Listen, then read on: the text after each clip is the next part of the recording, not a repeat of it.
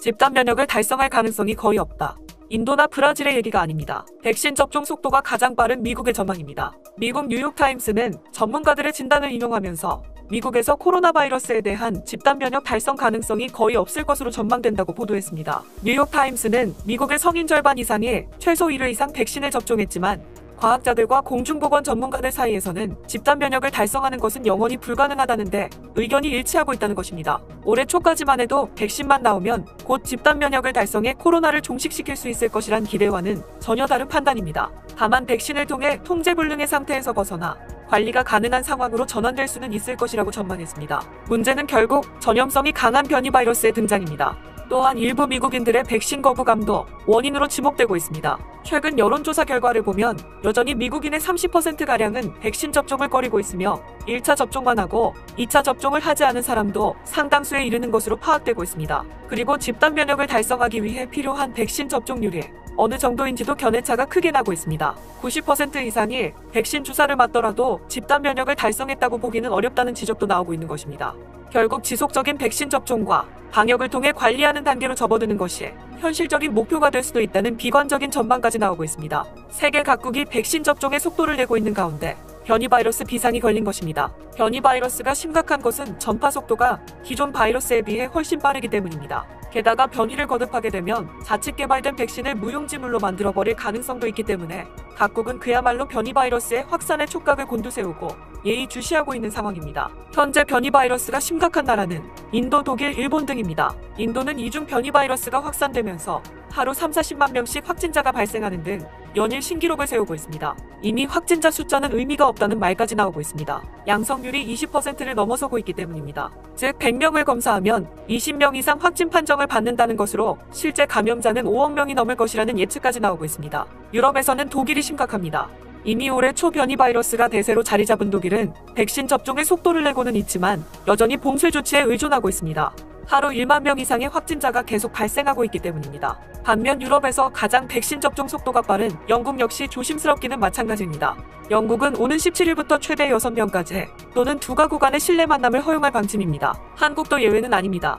국내에서 변이 바이러스 97건이 추가로 확인된 것입니다. 중앙방역대책본부에 따르면 지난 4일 코로나 확진자에 대한 유전자 분석을 추가로 실시한 결과 변이 바이러스 97건이 확인됐다고 밝혔습니다. 이 중 영국 바이러스가 87건, 남아공 바이러스가 10건입니다. 그런데 특이할 만한 점은 해외 유입 사례는 22건에 불과했고 나머지 75건은 국내 발생이었습니다. 이로써 작년 10월 이후 지금까지 국내에서 확인된 변이 바이러스는 모두 632건으로 다른 나라보다는 양호하지만 한국도 더 이상 변이 바이러스로부터 안전한 상황은 아니라는 증거입니다. 변이의 종류도 다양합니다. 영국발이 가장 많고 남아공, 브라질, 캘리포니아, 뉴욕, 영국, 나이지리아, 필리핀, 인도 변이 등 확진 사례뿐만 아니라 종류도 점점 다양해지고 있습니다. 주요 국가 중 가장 심각한 나라는 바로 일본입니다. 요미우리 신문은 후생노동성이 집계한 데이터를 인용하면서 이미 지난달 말 변이 바이러스 비율이 50%를 넘어섰으며 전국적으로 확산되는 양상을 보이고 있다고 밝혔습니다. 가장 많은 확진자가 나오고 있는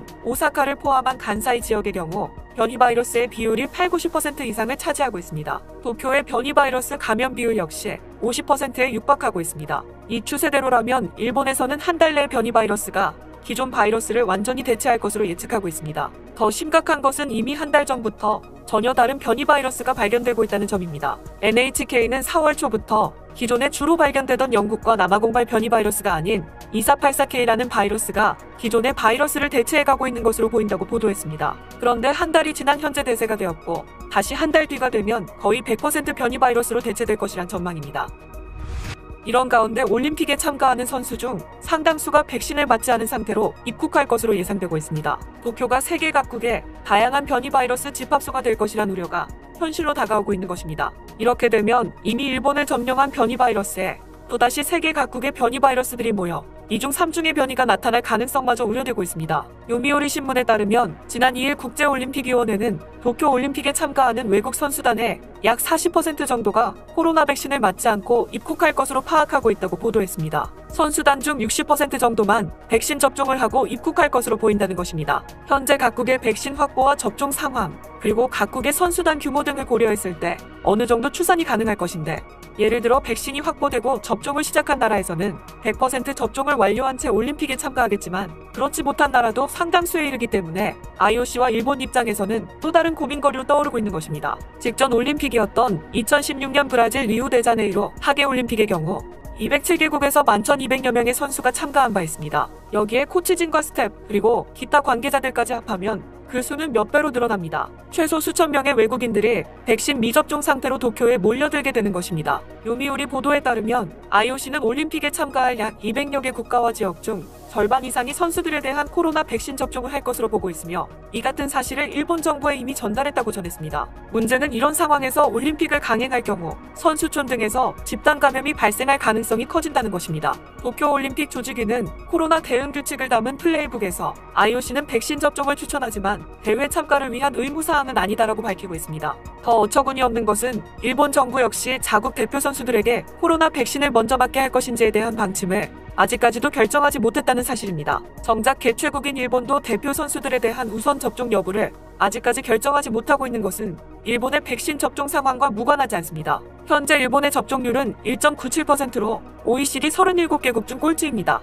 백신 접종에 전혀 속도를 내지 못하고 있는 상황에서 자국 선수들은 물론이고 외국 선수들에게까지 백신 접종을 추진할 여력은 없어 보입니다. 참고로 한국 대표 선수단은 예비 엔트리까지 포함해서 이미 지난달 29일부터 화이자 백신 접종이 시작됐으며 5월 중으로 나머지 임원관 체육회 지원팀 등 참가하는 모든 이들에 대한 접종이 이루어질 예정입니다. 일본의 상황이 이렇다 보니 중국으로부터 굴욕을 당하기도 했습니다. 지난 3월 IOC가 중국의 제안을 받아 도쿄올림픽에 참가하는 모든 참가자들에게 중국산 백신을 제공하겠다고 나선 것입니다. 성화가 조용히 전국을 돌고 있지만 아직도 도쿄올림픽의 개최 여부는 불투명한 상황입니다. 1년 전과 마찬가지로 일본은 아직까지도 결단을 내리지 못하고 있습니다. 아무도 책임지려 하지 않고 아무도 취소라는 말을 입 밖에 낼 수 없는 것입니다. 노회한 IOC는 일본의 모든 책임을 전가하고 있고 미국 역시 뜨거운 감자를 먼저 건드리고 싶지는 않은 것 같습니다. 그렇게 시간을 하루하루 흘러가고 있고 확진자는 눈덩이처럼 불어나고 있습니다. 구글 AI의 일본 코로나 예측 프로그램에 따르면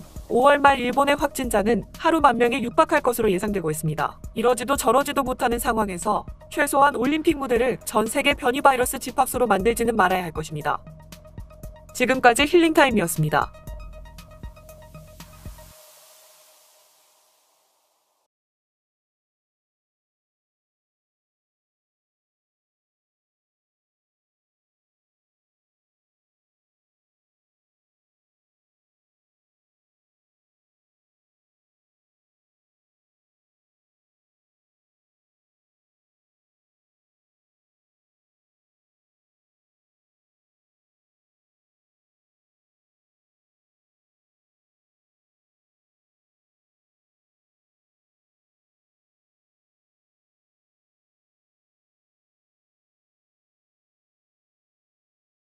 WR 제어기도 탑재됩니다. 이로써 F-35의 강점인 자동임무 지원 체계를 KF-21에서도 구현해내기 위해 자동임무 지원 체계로 나아가는 첫 단추를 깬 셈입니다. KF-21에는 통합전자전 체계의 완성도를 높여줄 능동 전자주사식 위상배열 레이서 레이더와 적외선 탐색 추적장비 IRST, 전자광학 표적 획득 추적장비 EOTGP, 전자파 방해장비 RF제모 등 4개의 전자전 핵심 장비가 탑재됩니다. KF-21의 눈 부분에 해당하는 A사 레이더와 IRST는 국내 기술로 개발한 시제품이 각각 시제 1호기에 탑재됐습니다. 또한 RF제모를 통합한 통합 전자전 체계도 탑재돼 지상 비행 시험이 진행 중입니다. 광학 영상과 레이더로 표적을 찾는 EOTGP는 공대지 장비여서 2026년 7월부터 2028년까지 진행되는 공대지 전투 능력을 위한 블록2 추가 무정 시험에 반영될 예정입니다. 여기에 국방과학연구소가 1980년도부터 개발을 시작해 성능 개량을 거듭해온 ALQ200K 전자전 포드가 통합 전자전 체계에 통합되어 내장형으로 탑재되는 것입니다. A사 레이더와 통합 전자전 체계는 이미 다른 영상에서 자세히 다루었었는데요. 이번 영상에선 생략하고 먼저 IRST가 얼마나 대단한 장비인지 알아보겠습니다.